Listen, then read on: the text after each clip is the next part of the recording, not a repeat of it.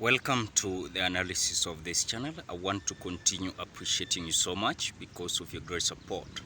Now, ladies and gentlemen, Uhuru Kenyatta is missing. One day when I was trying to share about the politics of Uhuru Kenyatta with my fellow friends, there's something that I told them even before Uhuru Kenyatta retired as the President of the Republic of Kenya. Some of them agreed with me, some of them did not agree with me. But about the bigger percentage of them agreed with me, and the smaller percentage of them did not agree with me. The truth to be said is that you Kenyans, you do understand the process and also the history and the politics of Uhuru Kenyatta. Is not a man when it comes to active politics. Is not a man with active politics ideas. Why am I saying that? You do remember when Uhuru Kenyatta started to venture into the politics in that regime of Moi, you do remember those people who are so much concerned with the politics of Uhuru Kenyatta was, of course, that by that time Daniel Moi, and he was trying to put Uhuru Kenyatta on a limelight when it comes to the politics of also the Mount Kenya region. One thing that I want you to realize is that by that time, Uhuru Kenyatta was being forced. In terms to the politics, Uhuru Kenyatta was not so much interested. It is that it is only that Uhuru's process in politics, it was because at least he wanted that title, that if in case he was going to get it, as far as we are concerned, it was going to give him a certain history in terms to his political career and also that connection his politics and also of his father Jomo Kenyatta. Now, the regime of Moi, that's the time that Uhuru Kenyatta and his friend William Ruto started their active politics. But the truth to be said is that that person that was so much showing that interest in politics was William Ruto. But in terms to Uhuru Kenyatta, he was not so much active.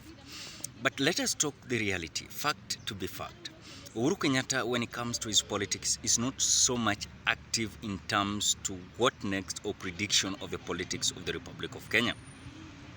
By that time when Moi confronted him to be, of course, Uhuru Kenyatta vied with the political party of Moi by then, and they failed. And they knew that when Moi was supporting them, they could have won that election. I think it was 200, not 2002. But in terms to Uhuru's venture into the politics, I think some people are telling us the history that the hand of Moi was inside the presidency of Uhuru Kenyatta. Then after that, Uhuru Kenyatta, after failing, I think he was nominated as a member of parliament, if I'm not wrong. And that was showing a criteria where, and also the scenario where Uhuru Kenyatta was not so much aware of the active politics. Now, let us jump to 2013.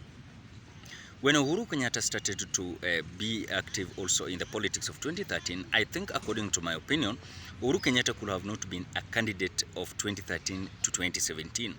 But because of that preparation between Uhuru Kenyatta, William Ruto, Musalia Mudavadi and other brigades, there was a possibility and a high possibility that Musalia Mudavadi was going to be supported, and also as a candidate that was going to carry the flag by then, according to the proposal. But the time they discussed and also they agreed that Uhuru Kenyatta was going to carry the flag and William Ruto was going to be the candidate. Remember, by that time, William Ruto was also wanted to be the president 2013. Mudavadi was also wanting to be the president, and also Uhuru Kenyatta was wanted to be the president. Now, after they settled on Uhuru Kenyatta and William Ruto as their preferred candidates in 2013 to beat this man Raila Odinga, 2013, and Kalonzo Musyoka, I think the scenario was now Musalia Mudavadi was not comfortable with the politics of Uhuru Kenyatta and William Ruto in I think that union. So what made Musalia Mudavadi to go it alone? He felt like he was being sabotaged, he was not loved, and also his politics or political career was not so much concerning those two duos. So after that, Musalia Mudavadi went it alone in 2013, and I think he emerged to be number 3, if I'm not wrong. Then after that, I think Uhuru Kenyatta and William Ruto took part in their active politics. But reality to be told, if it was not William Ruto's strong active politics in that scenario, I think Uhuru Kenyatta could have not been the president of the Republic of today. Because wacha tuseme ukweli, William Ruto took active politics of Uhuru's presidency 2013-2017. So for him to be pushed on certain scenario where some people were coming out claiming that Uhuru Kenyatta was to come back also in the politics, those people were mistaken, because kuna siku niliambia watu, if that day Uhuru Kenyatta is going to finish his term, hakuna siku atarudi. There's no day that Uhuru Kenyatta will come back to politics, because Uhuru Kenyatta has made history. His name is in the book of history, that once in a while he was the president of the Republic of Kenya for 2 terms, and this is the history that Uhuru Kenyatta was looking for. So for him, I think some people to come say that he is going to come back in the politics, I want to say that it is not true. The missing of Uhuru Kenyatta is showing indication that he is comfortable outside the politics, and he is comfortable outside the leadership of the Republic of Kenya, because he has done his part according to his leadership, and the scenario that is waiting now is just to relax. You know, he's a man that loves privacy so much, and even you can confirm and you can support me on that, Uhuru Kenyatta is a man of privacy.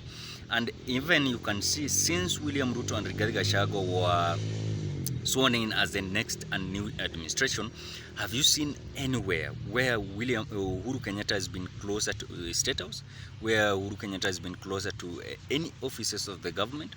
I think that is the true indication that showing that is a man that is now comfortable, is satisfied the way he has led Kenya for 2 terms, and there is no day that he will come back to the politics. Even if is a part of Azimio team, I think he will not be active in the politics of Azimio. That man is comfortable in privacy. That man is private in terms to what he's doing. So ladies and gentlemen, the missing of Uhuru Kenyatta's politics in the Republic of Kenya, and so far leaving this politics for William Ruto and other brigade, is showing true indication that he is comfortable. Ni kutembea tu na kukunywa pombe na kukula nyama. That's the only thing that is remaining with you. So ladies and gentlemen, I want to ask you a simple question. What is the indication of Uhuru Kenyatta missing towards the politics of the Republic of Kenya after retiring from presidency? Drop your opinion at the comment section below. Otherwise, I want to appreciate you so much because of your great support. If you're a visitor, please do me a favor, subscribe to this channel, put on the notification bell, that when I upload my videos you get notified. For those who are returning subscribers, I want to say thank you so much. Bye bye till we meet on another video.